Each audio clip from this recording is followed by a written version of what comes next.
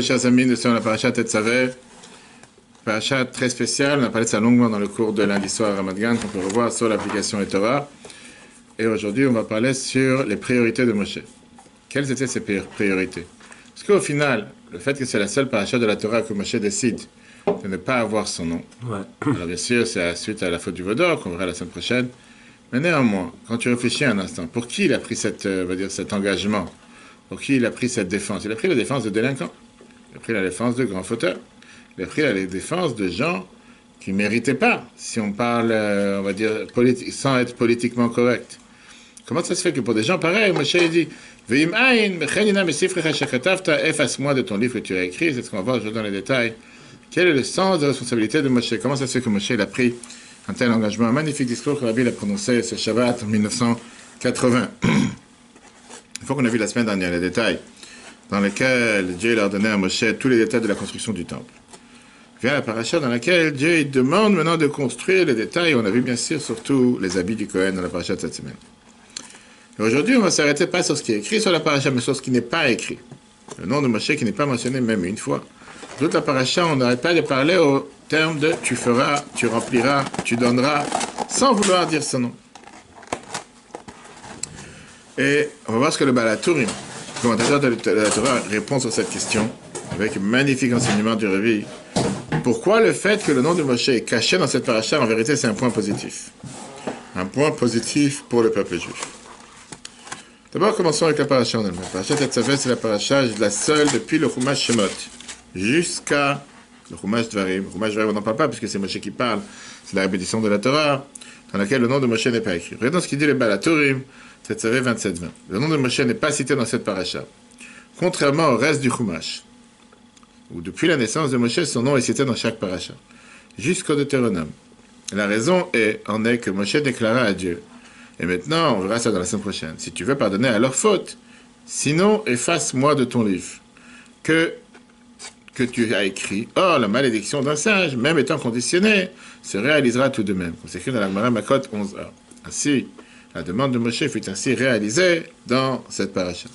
Puisque Moshe a demandé à Dieu d'effacer son nom de la Torah, si Dieu ne pardonne pas au peuple juif, malgré qu'au final, Dieu l'a pardonné, néanmoins, la demande de Moshe doit être accomplie à minima, c'est pour ça qu'elle est accomplie dans la paracha de cette semaine.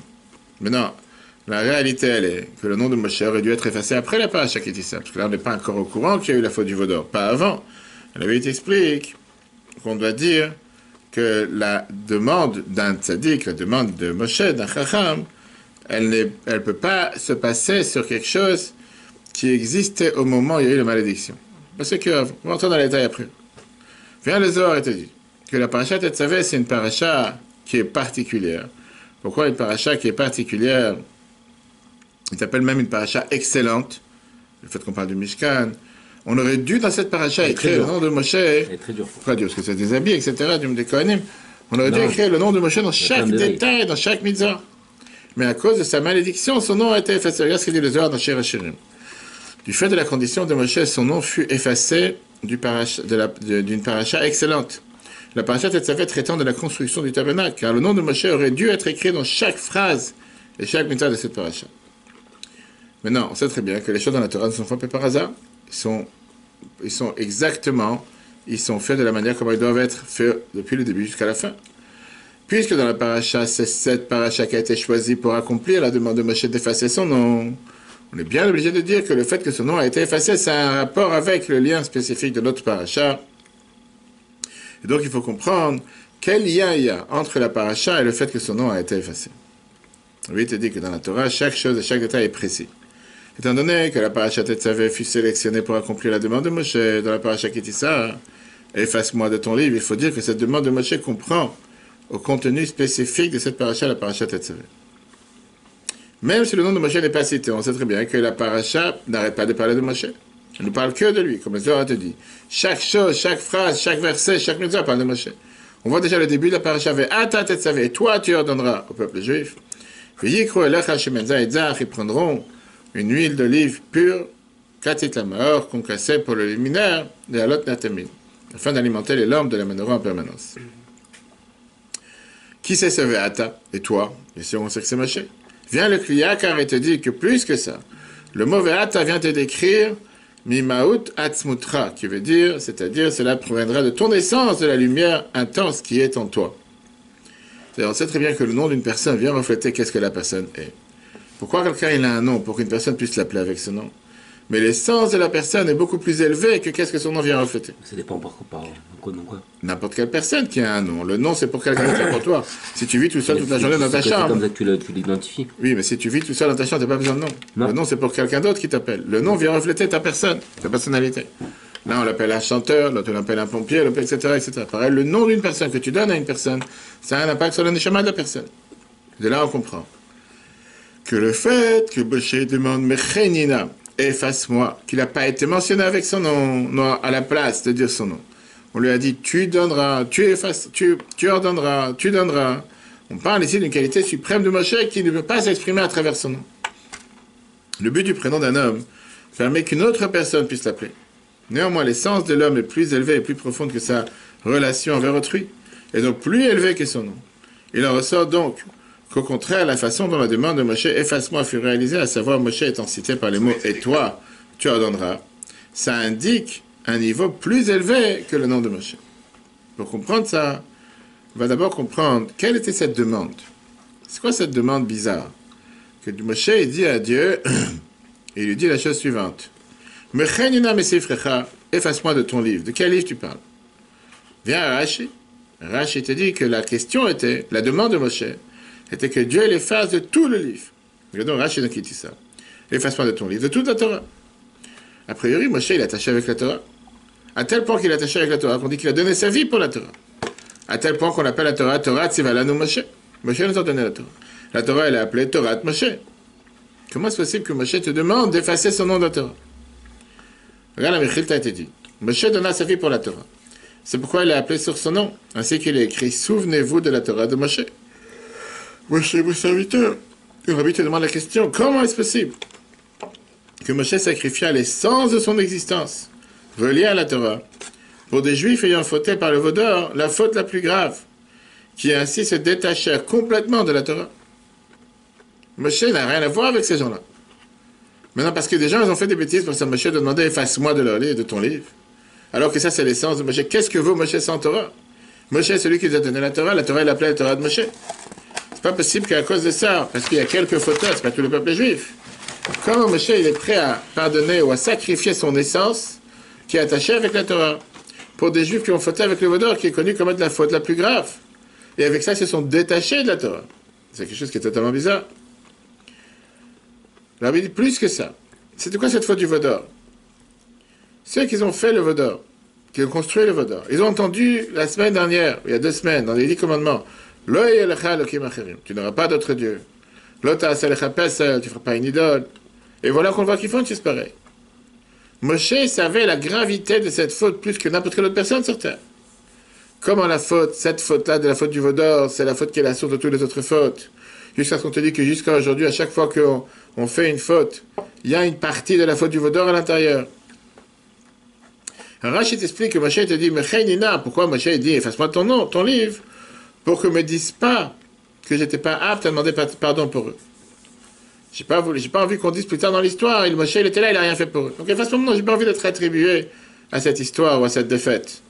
Puis là, il te dit, c'est faux de dire une chose pareille, parce que là, quand tu lis le verset, c'est pas que Moshe demande ici de sauver son âme, mais il veut que Dieu pardonne au peuple juif. Il n'est pas en train de sauver sa peau en disant qu'on ne dira pas que c'était sa faute. Et la question, elle est beaucoup plus grande. Puisque on parle ici d'un fait que peut-être Dieu ne va pas pardonner au peuple juif. Qu'est-ce que Moshe a maintenant à faire, à s'occuper de qu'est-ce que les gens vont dire sur lui? C'est comme on a tous les grands escrocs de ces derniers temps, que dès qu'ils savent qu'ils ont appréhendé qu'il va y avoir une catastrophe dans le monde, ils enlèvent leurs actions de la bourse, après on découvre qu'un mois, 2 mois ou une semaine avant, tout d'un coup, ils ont vidé leur compte, comme ça ils savaient que de toute façon il y aura une catastrophe, au moins ils ne vont pas perdre. Moshe, il n'est pas à ce niveau-là, d'essayer de sauver sa peau en disant que dans 10 ans, dans 20 ans, dans 10 générations, ils ne diront pas que Moshe aurait dû m'aider, il aurait dû aider le peuple juif, il n'a pas aidé.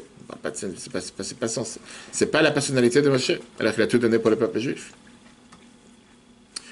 Alors il va t'expliquer ici une base fondamentale. Moshe était intrinsèquement lié avec le peuple juif. Pas seulement le peuple juif avec la Torah. Comme le Zohar te dit, Oraita, Israël, ou Kotirich, ou Kulachad. Dieu, le peuple juif et la Torah font un. Qui veut dire?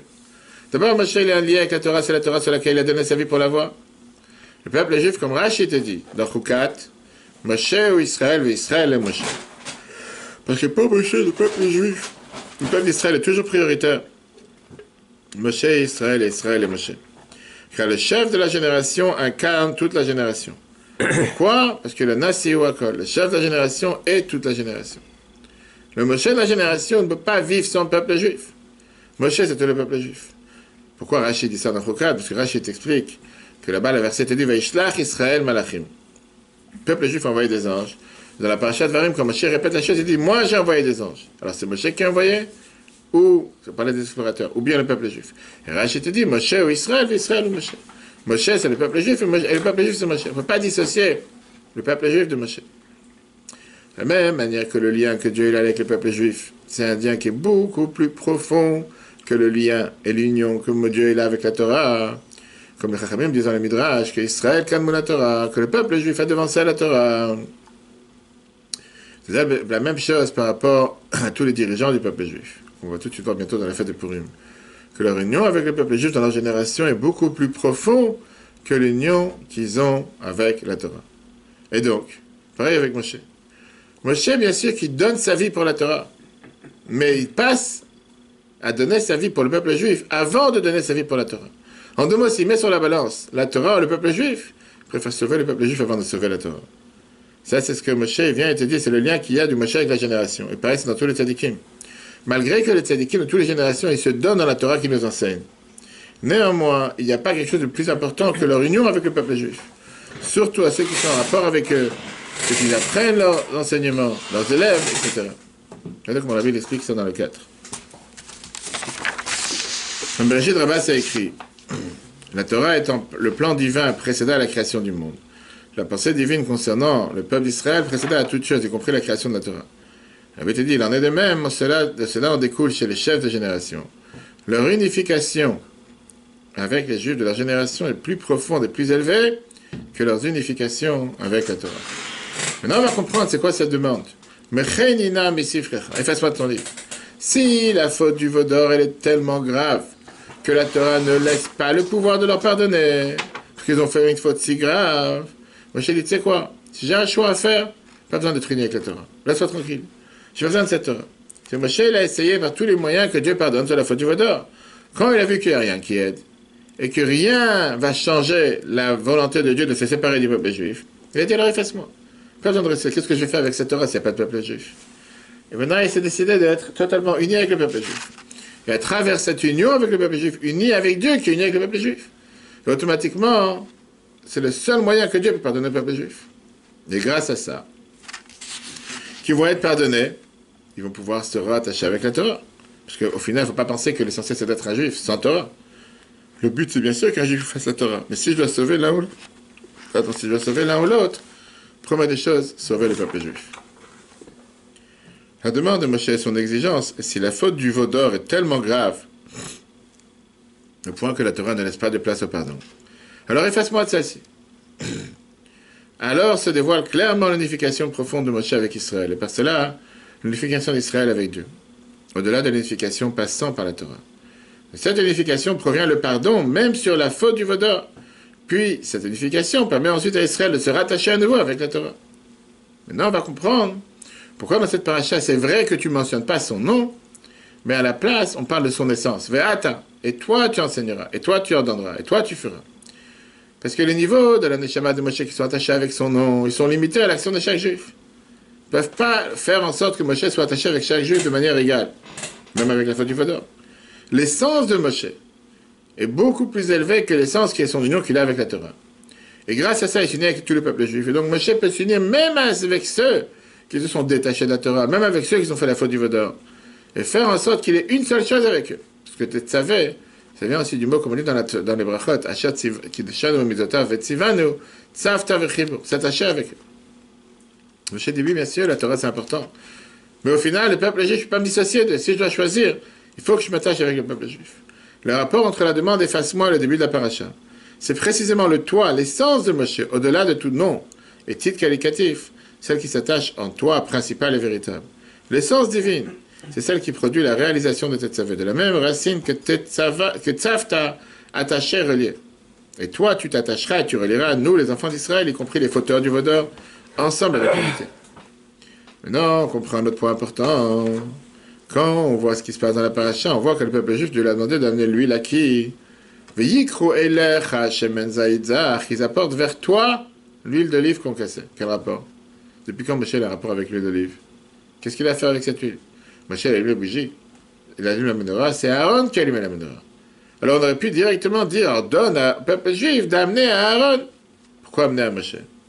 La Chassidut explique, comme on va tout de suite voir Hachem de le rabbi précédent, que l'influence d'Aaron en soi était seulement pour ceux qui servaient Dieu. Ceux qui ont affaire avec le temple, ceux qui ont affaire avec le tabernacle, ceux qui sont des bougies pour éclairer. Pas ça qui est la bougie de la Torah qui éclaire. Moshe, c'est un autre niveau. Moshe, il est là pour unir tout le peuple juif avec la Torah. Et à travers Moshe, automatiquement, l'influence d'Aaron, la prêtrise d'Aaron, c'est tant pour tout le peuple juif. Même les gens simples, qu'à travers ça, on va pouvoir découvrir qui ils sont. On va pouvoir découvrir leur âme profonde qui en réalité sont attachés avec la Torah. Dans le dernier discours que la Bible a donné de sa propre main, des milliers de personnes en 92, avant qu'il tombe malade, donc Vatat Tetzaveh, qui était à la main de 81. La Bible explique que le Nassiador, le maître de la génération, le berger du peuple juif, il nourrit la émouna chez tout le peuple juif. Il réveille la émouna qui est chez chacun d'entre nous. Jusqu'à ce qu'il te donne la possibilité d'être ce qu'on appelle dans le verset Ner Tamid, une lumière éternelle, qui n'a aucun changement et qui ne peut jamais s'éteindre. Maintenant, on comprend pourquoi la paracha ne te dit pas le nom de Moshe, qui aurait pu être affilié avec certains niveaux du peuple juif. Mais elle te dit, tu as l'essence de Moshe. Avec toute la suite de la paracha qui n'était pas sur justement l'inauguration d'Aaron et ses enfants pour la prêtrise. Tout passe par Moshe. Comme le verset te dit, maintenant tu rapprocheras vers toi ton frère Aaron. Tu feras des habits pour ton frère. Que par Moshe, cette prêtrise, elle n'est pas limitée seulement pour ceux qui servent Dieu. Mais c'est un impact sur tout le peuple juif. Et ça, c'est même un impact dans les Ktoret, qu'on dit tous les jours, qui est fait dans les temples. Ces Ktoret, ces encens, qu'on parle d'eux dans la paracha de cette semaine. La Gemara te dit que n'importe quel jeûne dans lequel ne participe pas des fauteurs du peuple juif, c'est pas un jeûne. Pourquoi? Parce que le Chel Bena, le Galbanu, qui n'est pas forcément la plus bonne odeur, qui était une mauvaise odeur, faisait partie des Ktoret qu'on avait dans le temple. Pourquoi cette odeur faisait partie des encens qu'on avait dans le temple? Shulchan Aruch Siman 619 te dit par rapport à Kippour, qu'on a l'habitude de dire juste avant qu'on l'hydrait, qu'on laisse et qu'on veut prier avec les fauteurs. Et ça, c'est le lien avec les Ktoret qu'on faisait une fois dans l'année, le jour de Kippour, dans les Saints des Saints. Un peuple juif qui te dit, ou une communauté qui te dit, moi, j'ai pas besoin d'avoir des gens laïcs, ou des gens non religieux, des gens non pratiquants, c'est pas une communauté. Il faut en avoir tous. Est-ce que ça veut dire qu'ils doivent rester à ce niveau? Non, ils doivent avancer. Mais depuis le départ, tu ne peux pas dire, je veux qu'un étrog. Si tu veux qu'un étrog, c'est quelqu'un qui a seulement les bonnes actions et la Torah, mais je ne veux pas des Harava qui a la feuille de sol, qui a ni ça ni l'autre, tu n'as pas les bouquets des quatre espèces pour ce côte. Alors comment Rabbi explique ça? C'est pourquoi lui, il est apporté à Moshe au lieu d'Aaron. Mamar Zot Torah Tabait. Aaron, de par sa personne influence, a agi sur les Juifs qui sont des bougies prêtes, ceux qui servent Dieu, qui éclairent par la bougie de la mitzvah de la lumière de la Torah. Cependant, en apportant lui la Moshe, c'est lui qui relie tous les Juifs. Cette action a une influence sur tous les Juifs, même les plus simples. L'essence de leur âme se dévoile. Cela explique le fil conducteur et le contenu général de la paracha. Durant tout le récit de la prise de fonction d'Aaron et ses enfants dans notre paracha, il est précisé que tout doit passer par Moshe précisément. Aaron en soi ne peut exercer une influence que sur les Juifs qui ont un attachement évident au tabernacle du temple et en leur cœur de l'âme. Par contre, lorsque cela passe par Moshe, la prêtrise d'Aaron devient telle qu'elle exerce une influence sur tous les Juifs. À tel point que c'est écrit dans la Gemara, page 6b, tout jeûne dans lequel ne participe pas alors les fauteurs d'Israël n'est pas appelé un jeûne. Car le galbanim sent mauvais, et pourtant la Torah le comptabilise parmi les ingrédients des Ktoret qu'on dit tous les jours. Quel enseignement majeur on apprend de cette merveilleuse point de la paracha, et surtout le fait que son nom de Moshe n'est pas mentionné. De la même manière que Moshe était capable de mettre de côté sa Torah pour le peuple juif, que ça, c'est un niveau très élevé dont tu aimeras ton prochain comme toi-même. Il a donné sa vie, beaucoup plus qu'est-ce qu'il aurait fait pour lui-même. Combien on doit agir pareil envers chaque juif, en chaque temps, à chaque instant?